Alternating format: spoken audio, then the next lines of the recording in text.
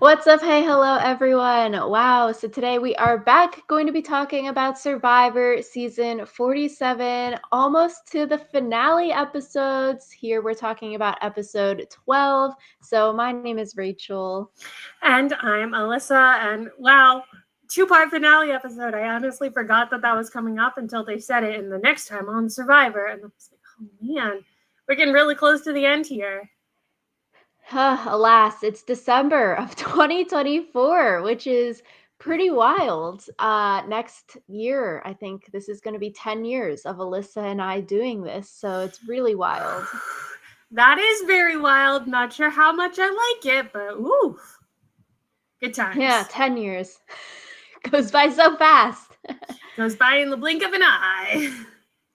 So, this episode, Operation Italy, I thought it was a very, very fun episode. I honestly did not think that their plan was going to work out. I was like, no way.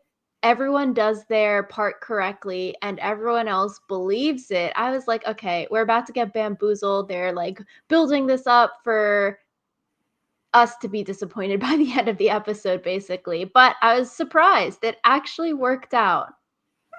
Yeah, I was surprised by that too. But also, I felt like when Caroline started talking and she was like, I can see the end, I was kind of like, this is getting a little suspicious about her like being so confident about her path forward in this game, especially because I feel like we haven't really heard her talk about the end that much. So yeah, it was a good time. No, I agree. I have in my notes, like last week we were talking about, okay, Caroline getting the home content. That could be a good sign. Maybe she makes it to final three. Or we also said it could be a bad sign because it means she's going home next episode because, okay, you'll get a little spike in airtime right before you're about to go home. So apparently, like we saw, it's the latter. We're like, oops, she did go home this week. And no, I agree. When she started saying, like, oh, Sue and I are going to be in the final together, I'm so excited. I can see the end. I was like, oh no, she's about to get voted out. Yeah, she's about to get kicked. But I thought it was just like so funny at the start of the episode. We see Sue telling Caroline that she has something on her face, but then I feel like Sue's face is always just so dirty. Yeah, I'm a little confused by that. Like, it looks almost intentionally dirty, but you know, Sue can do whatever Sue wants. I thought it was really funny that this episode, Sue continued her Kyle hate train. I was like, oh, Sue, I swear, Kyle's gonna keep getting mentioned just because of how much Sue hated him. It's funny, later then it gets replaced by a Sam hate train. So it's the hatred that's jumping from person to person.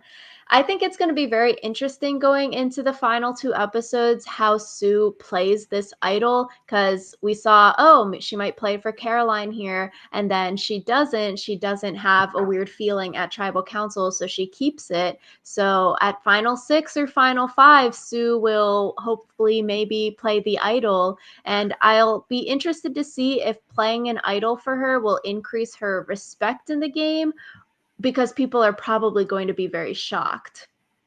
Yeah, I don't know. I feel like it could just make her an easy goat just because, like, people might be shocked that she plays an idol, but then it's also kind of like, okay, why didn't you play the idol on Caroline, your biggest ally, who is the brains of your duo?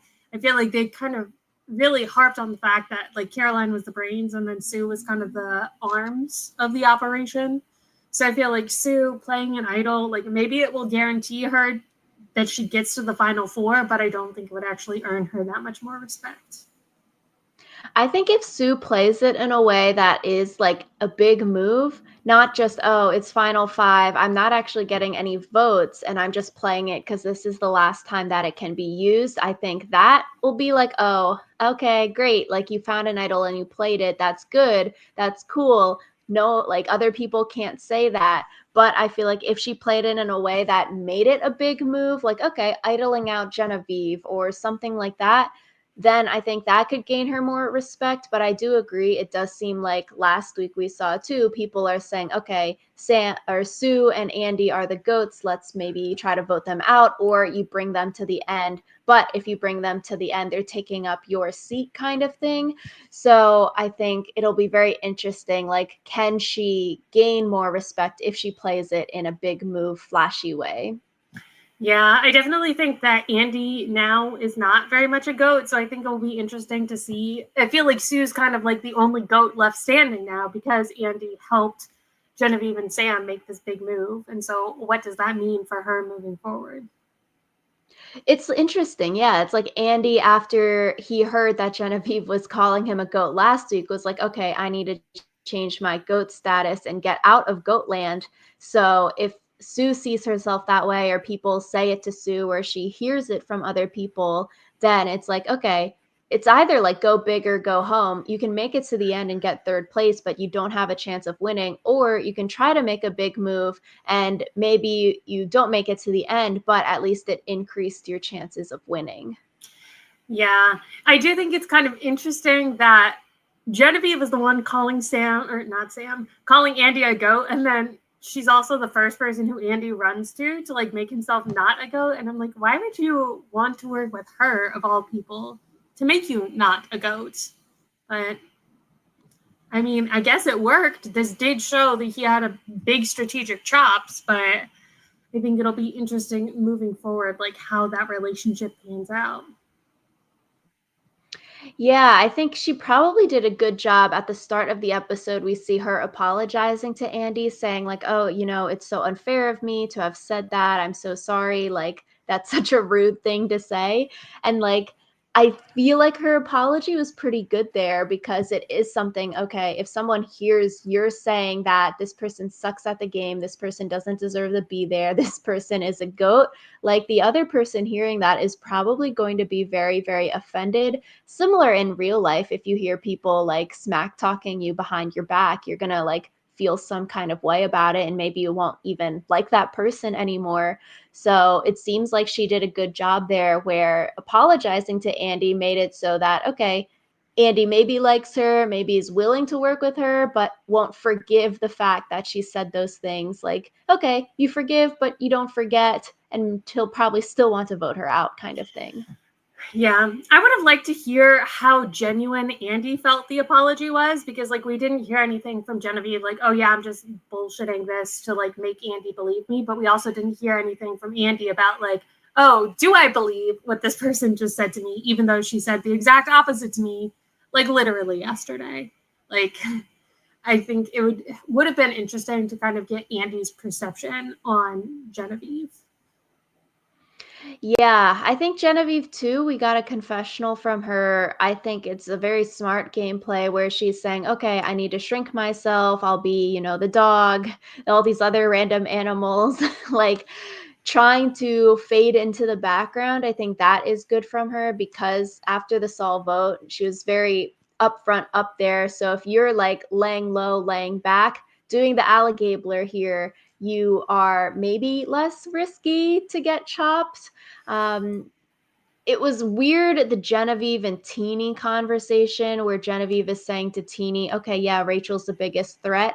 But then Teeny was really offended that Genevieve said that, oh, Rachel and Teeny at the end, I might have to vote for Rachel over you. But I was like, oh, that's interesting to take offense to it, because it's like, sure, you're friends, but also that's Genevieve trying to get Rachel voted out over herself by saying Rachel's a big threat, she's going to win. Yeah, I thought that was kind of weird too. I could see being like hurt that like, oh, you don't think I'm gonna win. But when Teeny was like, that sounds like a threat, I was like, what?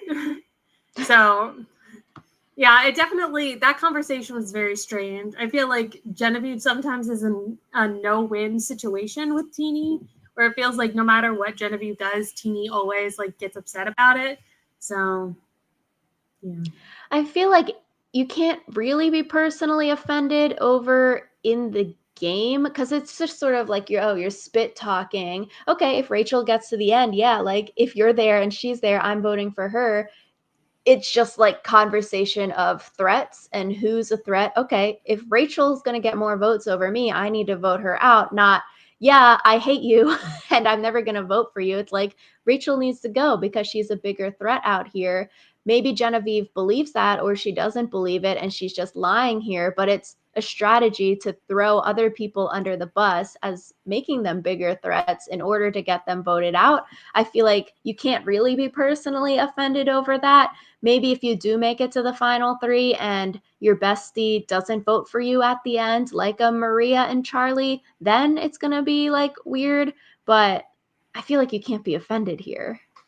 Yeah, I feel like you shouldn't be offended here, but also, like, I don't know. I feel like one thing people keep on mentioning is on the island, you're sleep deprived, you're food deprived. Something that might not like ping you on a regular day might just like cause you to go a little bit feral on the island just because like your emotions are so out of whack because of the everything. Like we saw with Liz last season.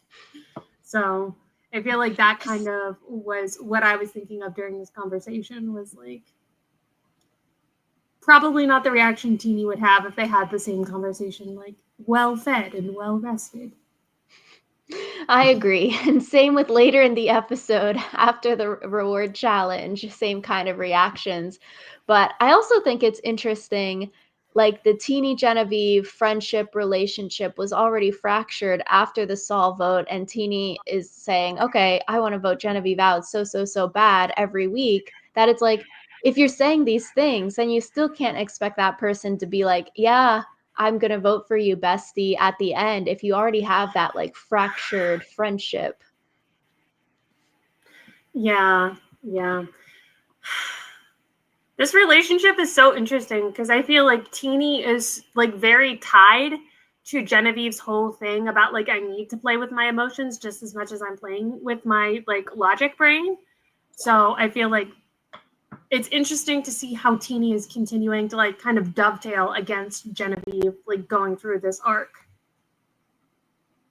Yeah, and it's like what we said last week. Like, it'll be very fascinating to see how the Genevieve Stone Cold arc goes. We saw it last week. We saw it a lot this week with the family letters and then tribal council too, where Genevieve says, oh, I need to start making social relationships. Otherwise, I'm going to be an easy vote out. And it's what we said last week. It was like, okay, sure, if you're sort of like arm's length with people, you may be don't hurt them when you're voting them out. They don't feel like personally offended by you. But on the flip side, what we said, okay, if you are arm's length, you're not sharing those personal things about your family, your upbringing, life, that's kind of stuff, then it's going to be easier for people to vote you out because they're like, okay, I don't really know you, but like, I know this person's partner, their dog, their kids' names, all these things about them. Like, I want to keep them around. Yeah, or even just like at the end of the game, if someone is deciding between you and somebody else, it's going to be easier for them to vote for you if like if they need a reason to vote for you over the other person, knowing like, oh, I know that Genevieve will do good things with this money, or knowing like, oh, Genevieve wanted this so bad, might be what like pushes you over the edge if like they can't decide based just on gameplay. True, like Gabler going down the jury list and saying facts about the people on the jury, showing, yeah, I was listening. We had friendships out there. It's a game, but like we have this personal bond. So I feel like it seems like Genevieve is realizing, okay, you have to have a little bit of both. And she seems very like hurt from the Keyshawn vote, bringing it up again this week as well. But it's like, it'll be very interesting, like we said last time. Okay, how does this go? Now she's wanting to open up, but will it burn her again moving forward? Mm-hmm. Again, I feel like there's kind of two ways this Genevieve story could go forward, where it's like her learning to open up about her emotions is what ends up making her the winner at the end, or it could be her learning to open up about her emotions is what ultimately brings her down. And I feel like those two stories are still equally likely after this episode, just because, yeah, I feel like she still has a huge target on her back. Like she hasn't shrunk her target, especially because Operation Italy was like such a success. So I could see her going as like the fire loser or something like that, and having her story be like, at least I learned how to balance my head and my heart, or something like that. Yeah, I'm very interested to see where this goes. So we get to the reward challenge. You have to do obstacles and then land balls, sort of like basketball, at the end of the challenge. And then the winner gets to go to the sanctuary, and you have Italian food, and it's an overnight trip. I feel like Jeff didn't say that this reward also had family letters at the beginning of it, because people seem to throw the challenge when they know, okay, loved ones letters or something big like that is on the line, so that if they don't win, they don't have to potentially offend people by not picking them for the reward. So I did think this was interesting. He only announced that this was a loved ones thing after Sam had already won. Yeah, I thought that was interesting too. So I'm not sure if it's because they thought the challenge would be thrown, or maybe they like just wanted it to be a surprise, but it was a choice that they made. Rachel doing very well in challenges. Her and Sam are like the top two people in this challenge. Sam went really fast through the net. I feel like it's a smart move the way he did it to army crawl and then have the balls in your arm. I feel like it'd be very hard for like the women to do that, just because Sam has a bigger wingspan. You can hold both of those big balls and then crawl. Everyone else is like crawl, push, which is slower. That's how Sam was so fast through that net. Yeah, I feel like ultimately, though, it was the shooting part that was the thing that decided who was going to be the winner, and not actually like crawling through the net. Maybe, yeah, if Sam was slower, Rachel could have had more shots and then won, because they were both at 1-1 balls up there, and then Sam ends up shooting and then winning the challenge. Mm-hmm. But I do So wonder, because Rachel did so well in this reward challenge and then goes on to win the immunity challenge, like, why aren't people mentioning Rachel as a challenge threat? Because I feel like they mention her a lot as a social threat or someone who might win because she's very strategic, but no one's mentioned, like, oh, now that Kyle is gone, like, Rachel's won a lot of challenges. So I think that's also an interesting perspective. maybe moving forward, they are going to start saying that after two immunity wins. Because really, though, like after Kyle's gone, maybe it'll start being Rachel versus Sam in challenges. And maybe if it's endurance, like Sue in there as well. But any of these like physical ones, it seems like it might just be Rachel versus Sam. So it's sort of like, oh, you might need to keep Sam around if you want him to beat Rachel kind of thing. So it could up his like stay in the game points. Yeah, but it also could be, I feel like the only people left who want to get Rachel out are Sam and Genevieve. So is he going to be able to like convince other people that like, oh, Rachel's dangerous enough that we should keep me instead, who is also dangerous? So yeah. Lose lose. Sam, he picks Andy first on to go into the sanctuary reward because he promised Andy prior, I would bring you on a reward. Andy's very shocked. I was shocked too. I was like, oh, damn. I really thought he would pick Genevieve first because they're both on the bottom and have been bonding over being on the bottom. So I was like, oh, I was shocked too. I think the Sam Andy relationship is also very interesting because we saw like Sam bringing Andy in early on, but like low key thinking, okay, Andy's my little puppet. I'm bringing him with us, but we're controlling him. And then come merge, Andy hates Sam and Sierra because he's like, yeah, they're just bossing me around kind of thing. But now maybe Andy and Sam are friends again. I thought it was interesting because I almost like, to me, it feels more like manipulation of Andy, of like Sam and Genevieve knew they wanted to kind of wine and dine Andy, like flip him over to their side. And they feel like if Andy is the afterthought, like, oh, you get to pick one more person, then that doesn't do as well between if Sam is like, okay, if I only could have had one person, I would have had you. So I feel like it felt to me more like manipulation, like, oh, we need to do anything to get Andy on our side, including picking him first. And I feel the like, I promised Andy that I'd bring him is kind of just like an excuse for everyone else, because then Hmm. everyone else isn't like, oh, are they going to try to flip Andy? It's just, oh, Sam was trying to keep his promise, be a Boy Scout. So It would be interesting if they actually had a flashback of Sam promising Andy to bring him on a reward, because it would be fascinating to see, okay, did that actually happen, or is it like a made up thing now? Because I agree. I think for Andy being picked first when he's like picked last in the schoolyard picks and had the meltdown on day one of like not fitting in, being picked first in something, especially something as big as family loved ones letters, like that's got to mean a lot, especially also if you weren't really expecting that you're going to be picked. Like to be picked last usually, then to be picked first here is got to mean a lot. yeah, I feel like it really is just pumping up Andy's ego, which, is a good thing for Sam and Genevieve who want to like flip him over. But I do feel like it was very calculated.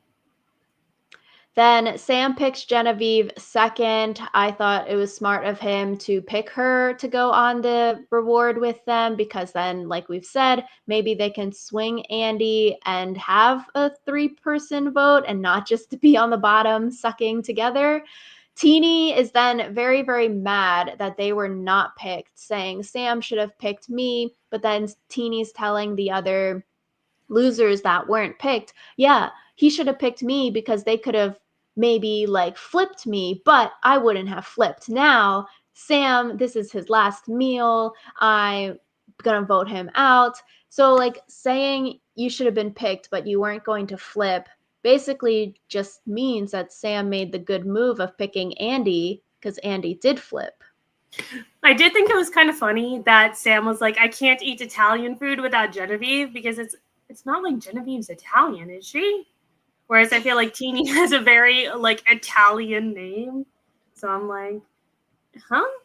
But yeah, I do think it was interesting that Teeny was like, they should have tried to flip me. But also, I think it makes sense because like Teeny is acknowledging that she has a past with Genevieve, and like it would make sense for if you are looking to flip someone to flip one of your old allies back to you, which is what they did, just with Sam's old ally instead of Genevieve's old ally. So True. Maybe shouldn't have said Genevieve was threatening you that morning. yeah. But I think it's very funny in hindsight, Teeny saying, like, this is Sam and Genevieve's last supper. That's their last day. I hope they enjoy their last meal together. Just funny looking back on it now. Yeah. It would have been a lot But funnier if it actually was their last supper. oh, I feel like it's even better because now next time everyone's going to go back to camp and then Teeny's just going to be more mad. Like we already see, Kyle's gone, so Sue can't really hate on Kyle. We need new drama. Now it's sort of like another Applebee's moment where back at camp, Teeny is really dissing on Sam, like, oh, he's so attractive, popular, good at all these things. I thought it would have been very funny if like they're saying all these things that Sam's so great and he needs to be brought down a level. Cut to Sam having some home content from the letters, like, oh, you used to be like really ugly and unathletic growing up, and like you worked to change all that, and now you're here. Yeah, that made me laugh, but it's okay. But it'll be very interesting next week. Like, does Teeny continue to dislike Sam and or Genevieve, or do they like go back to Sam and Genevieve and try to like apologize or become their friend again? Or do people like Rachel and Sue go to Sam and be like, no, Teeny was really dissing you while you all were gone. We should vote them out next. I don't think that Rachel or Sue is going to throw Teeny under the bus, because Teeny honestly isn't that much of a threat.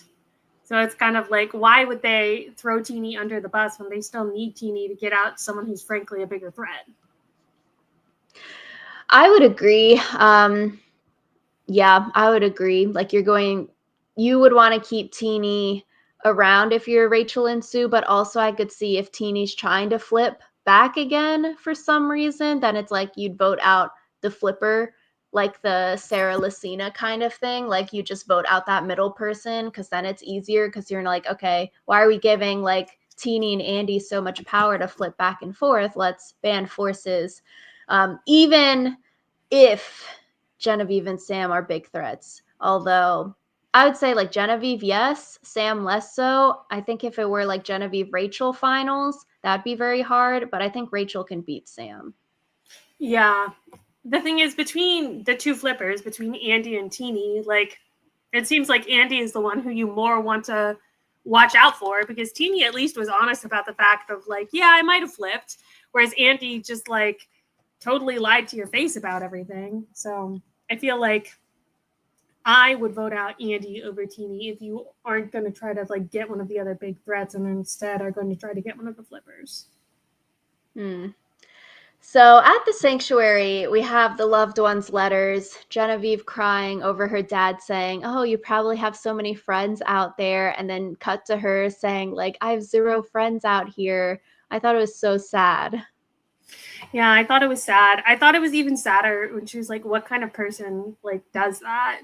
Because I feel like it was more about like her like questioning herself rather than like being sad she didn't have friends. She was like, what kind of person am I where I spent 20 some odd days with these people and I still don't have friends? So that made me sad too. Yeah, I feel like it's got to be hard because it's like, okay, it is a game and you have to keep people at arm's length.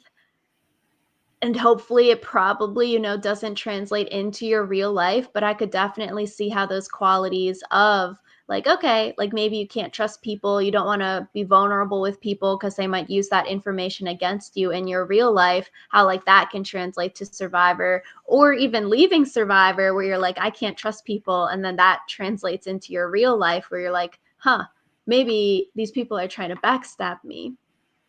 Yeah. I just, I felt like it was just sad. So I think it's hard because like you can't totally separate yourself from like you can't separate the player and the person like we talked about last week. So I feel like that's the thing that Genevieve is rubbing up against, where like you have to put at least a little bit of yourself in, but I think like you said, the balance of it of you can't put all of yourself in, so then it messes up your real life when you go back. Exactly. So after the loved ones' letters, then Andy is pitching his plan. I thought it was really wild this entire episode. Like Teeny's talking about, oh, I wouldn't have flipped, da da da da da. No one's really worried about Andy flipping. But also, Operation Italy was his plan that he pitched to Sam and Genevieve. So, like, technically he flipped, but also it wasn't like they pulled him over. He just like jumped out and he made a whole new plan with the people that he's flipping with. He spills the beans about the Underdog Alliance. He tells them about Rachel's block a vote. He says the plan, you build suspicion with the idol, then they're going to split the vote, and then Andy is on the majority, who then flips into the minority. And I was like, dang, very good plan. No one's worried about Andy, which I just thought was so weird.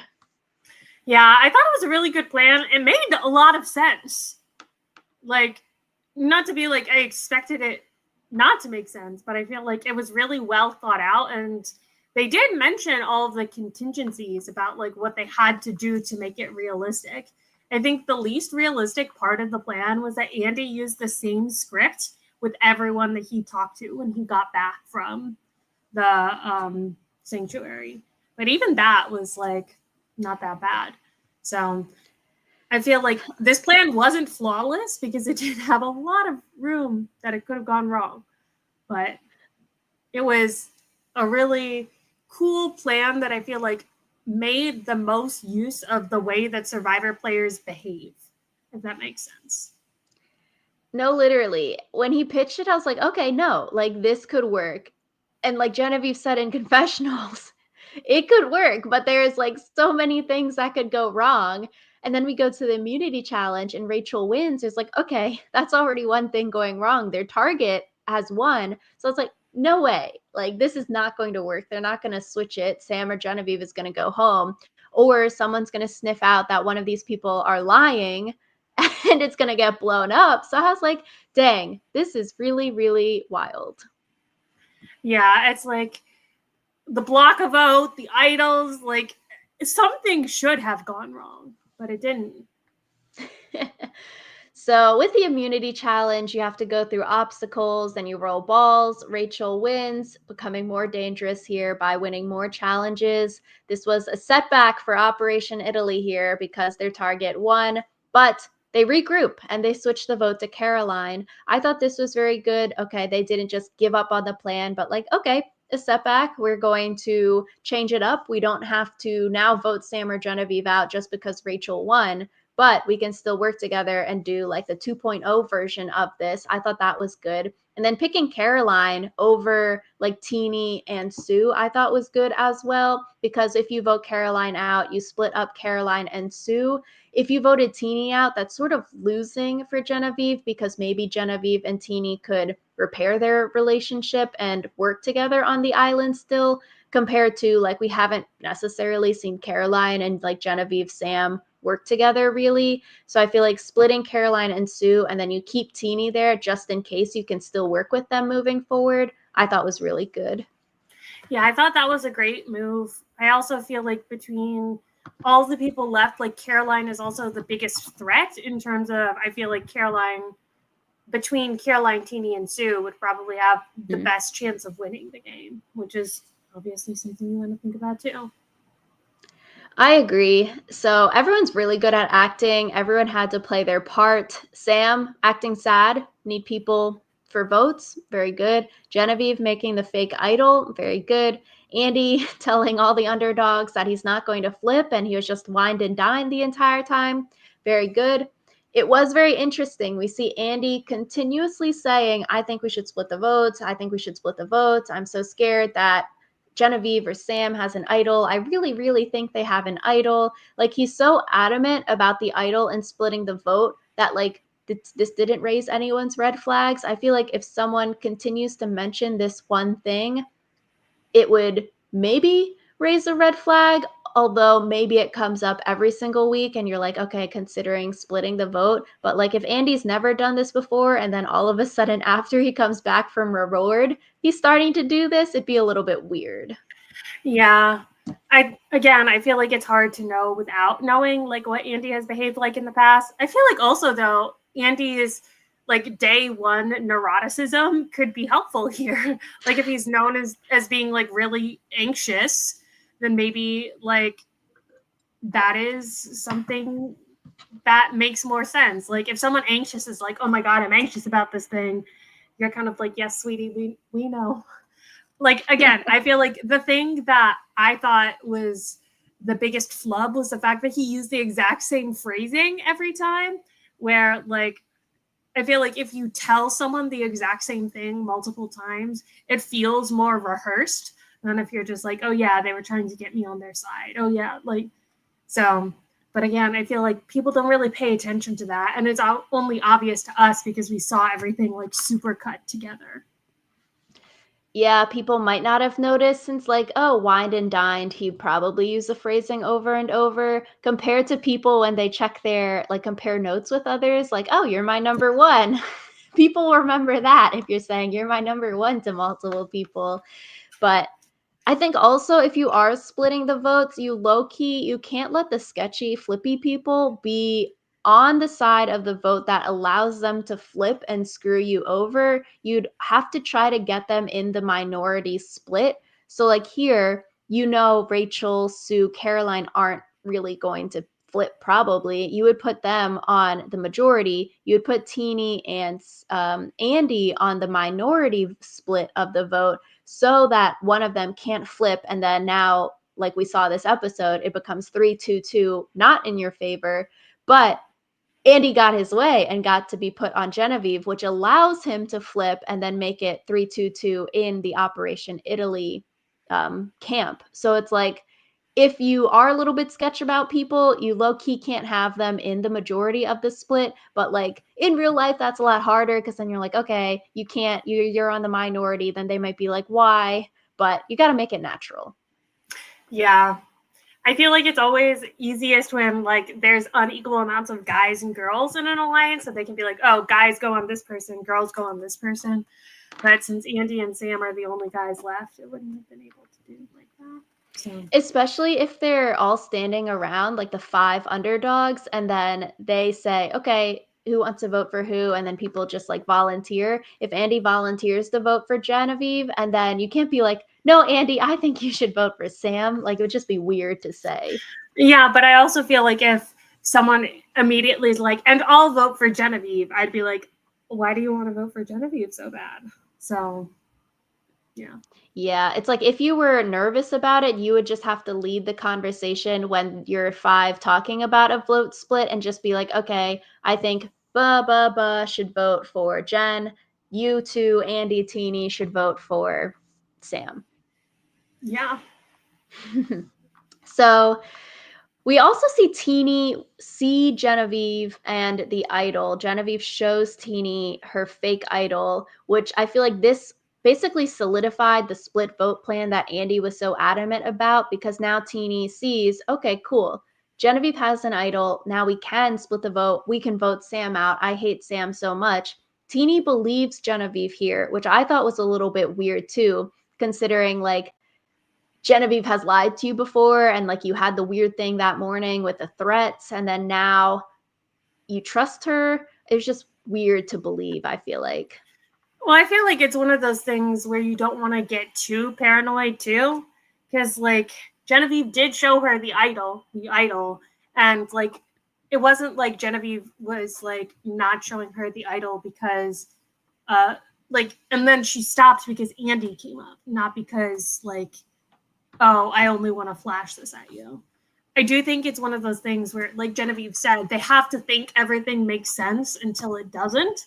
And I feel like this is one of those things where if you ask someone, like, do you have an idol? And they say, like, yeah, they show it to you, like, what is Teeny supposed to believe, you know? Especially because, like, Genevieve did have, like, materials to make a realistic idol. Like, it's not like she showed Teeny Jason's stick.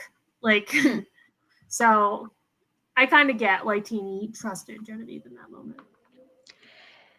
Yeah, like the conversation seemed very rushed because Andy like walked up around the corner. So then with the fake plan, Genevieve has to pretend, okay, like I'm not with Andy, hiding the idol. I wonder if that was like planned or not to help save Genevieve in this situation. Cause we do hear Teeny ask, "Oh, can I see the paper?" Genevieve says, "No, sorry, I hid it, but like I can go get it if you want." And then Andy comes up. But like it'd be very interesting if this conversation did last longer or could have lasted longer, if Teeny maybe would have figured it out, and like if Andy coming in was planned or not. Because I feel like if the conversation had been longer, Teeny may have been able to suss out some more things. And also, like, if Genevieve has an idol, who does she think that like Sam and Genevieve are voting for? Like, wouldn't Teeny ask them, okay, if you have an idol, like, who are you all putting your votes on? Maybe Teeny just assumes it's not going to be them, but like, you're not a little bit worried? Like, one of your underdogs could go if they played the idol correctly. I feel like um I feel like they did ask because Sam did tell Teeny before Rachel won immunity, like I would prefer to get Rachel out, but I'll vote for Genevieve if I need to save myself. So I feel like there probably was a conversation where they pitched the fake name or even pitched Caroline's name, and Teeny like just decided they were okay with that. Yeah, like, I'd be very interested to see if that happened or not after immunity. Yeah. But I'll be very interested next time how Teeny feels because she just got duped by Genevieve again. And Sam is still there, and Teeny hates Sam now. Sue also lost her bestie in Caroline, so maybe Sue's gonna be really mad next week too. I'm like, everyone's gonna be mad at each other. It's gonna be so fun. Yeah. I feel like maybe Sue will find a new Kyle to have a vendetta against. Maybe Sue will hate Sam too. That might be fun. Yeah, I just like it's really wild. Nobody felt that the vibes were off with the whole splitting the vote. Like Rachel could have easily blocked the vote to even prevent any kind of flip happening, which I really thought, okay, Rachel could just block Sam or Genevieve's vote. You don't have to worry about anything. Rachel even has a confessional about this, and like next week is the last time that you can even use the block a vote, which if it is 3-3 next week, then that is pretty good for Rachel. But I do think going into next week, Andy probably like flips back to make it 4-2, and you try to vote out Sam or Genevieve next week. Yeah. So I think it'll give Rachel a lot of power. And it seemed like in the next time on Survivor, like she was pitching the fact that she did have this block of vote and wasn't afraid to use it. So that'll be fun moving forward. But I feel like this week it was really good to see how like just good old fashioned social strategy could be used on people. Yeah, and honestly, Caroline going is good for Rachel. Like she didn't burn a bridge with Caroline. You also get one of the underdogs out. You keep Sam and Genevieve around to try to vote them out at 6 and 5. It's the Marianne strategy. You have to go into final 5 with final 6, final 5 with 2 bigger threats in you that they have to go before final 3. So this really sets up like that third biggest threat really well.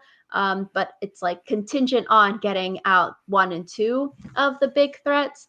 But yeah, honestly, Caroline was targeting Rachel, so that's good for Rachel. Like, no blood on your hands for flipping on the underdog alliance here, and Rachel still has a block of vote and idol to make a flashy move going forward. That being left out here, I don't think hurts her. Yeah, I think Rachel has been building a solid, like slow resume where she doesn't need a big flashy move. Yeah. So tribal council, Sam and Genevieve like play up the fake idol after the votes are cast. Jeff says the advantage stuff. And then Sam is whispering to Genevieve, oh, you should play it. Genevieve's whispering back, oh, no, I think I'm good. That might be useful for them going into next week if they do trick people into thinking she actually has a real idol and had the good thought of not playing it this week because people flipped. But it'll be very interesting to see if people suss out, okay, it's actually a fake idol and they were bluffing this week. I feel like that will be one of the first things that comes out next week. But I guess we'll have to see with that one. True. And I think it'll be very interesting to see if Andy has changed his perception with this move. The jury was whispering, saying, oh, Andy flipped. Could be a positive thing, could be a negative thing. If you're known as a flipper flipping back and forth, you might piss off a lot of people, like Sierra being really mad at him. So it'll be very interesting to see, okay, like, can you get that storyline well that it's not, yeah, I flipped just for the sake of flipping, but like I had a purpose in flipping. Didn't mean to offend you all, but like there was thought behind it. Yeah, there was thought behind it. I think how everyone talks next week is going to be really, really interesting. I feel like every week I'm left very excited for what the next week is going to bring. Yeah, going into the 2-part finale, which will be also fascinating to see, okay, does 2-part finale mean we go from 6 to 5 next week and then the finale is just a regular 5 to 3? I Or feel will you like they go have 6 to to 4 do like next week? I feel like they have to do 6 to 4. Otherwise, why would they call it a 2-part finale instead of just letting it be normal? That's what I think. I think it has to be 6 to 4 as well, and then 4 to 3, and then the reunion show, because I think the next 2 weeks are only 2-hour long episodes, so it's not like the finale isn't 3-hour long how it usually is. So I feel like it's 6 to 4 and then 4 finale winner. But I feel like it's just 6 to 4 is just 2 episodes back to back and not like it's not special. I think they just crammed it together, I feel like. Yeah, I don't know. Maybe they'll explain to us what makes this a 2-part finale instead of just regular episodes.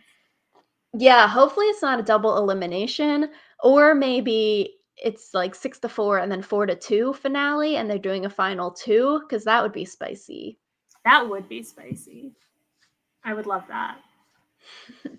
So I'm so excited. A lot of drama is going to happen next week. Hopefully, everyone's mad at each other, and then they can go on some more tangents of how they dislike each other. So I'm excited. I want them all to be haters. Yes, we need more Applebee's meltdowns. We haven't even had Applebee's as a reward yet, and I feel like we're not going to get it. We're not going to get it. The Italian is where the Applebee's should have been. So, Dang, and no unless Outback. Applebee's caters the merge feast. Oh, not the merge feast. The final whatever feast. Final 3 feast. Do they got breakfast foods at Applebee's? Applebee's can make an exception. Maybe they'll get IHOP. We'll have to see. Yeah, so let us know in the comments down below what you thought of this episode. Did you think Operation Italy was going to work out, or did you think it was going to be a spectacular fail going into tribal council? Who do you think that this was a good move for? Do you think Andy flipping would be helpful for his resume, or do you think people will still discount him as someone who's being dragged along in this season?